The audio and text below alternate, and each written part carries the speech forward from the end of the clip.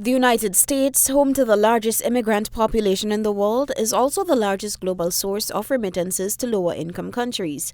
After narrowly passing the House of Representatives on May 22, 2025, by a vote of 215 to 214, the bill, which includes an excise tax targeting cross-border remittances sent by individuals living in the U.S. without U.S. citizenship or national status, is now under review in the Senate.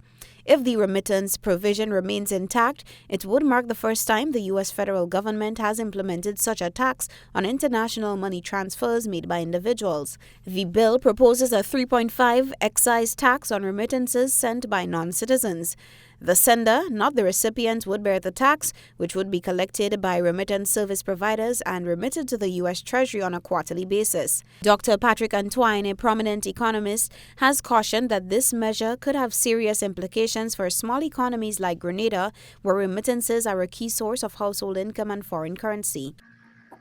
Well, I think from the big picture perspective is clearly negative to the extent that, very simply put, if we were to look at the numbers for 2023, which is, of course, a good reflection of what a normal year would look like, the net inflows from remittances in Grenada, looking at the money services transfers as a sort of the institution that we're pulling the data from, we're talking about nearly $60 million in inflows. So the exact figure was about $57.3 million into the economy in net inflows, which, of course, is substantial.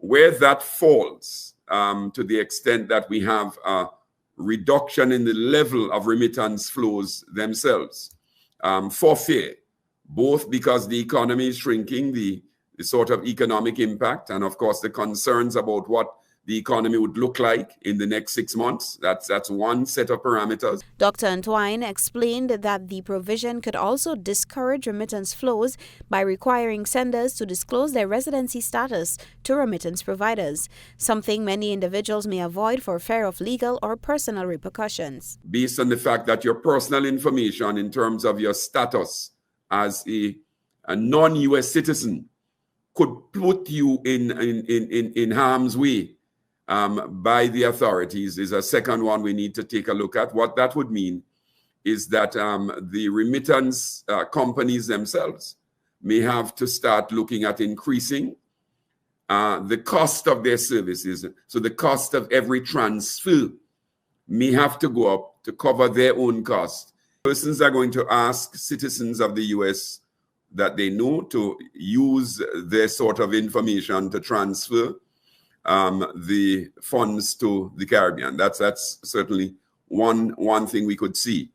Whether persons are going to be willing to do that in a sustained manner, we have to see, because of course it means that your information, whether you know it or not, is also going to be captured as transferring X amount of dollars to Grenada. As Senate deliberations continue, the remittance tax remains one of the most contentious and closely watched elements of the OBBBA legislation. Reporting for GBN News, Beverly Telesford.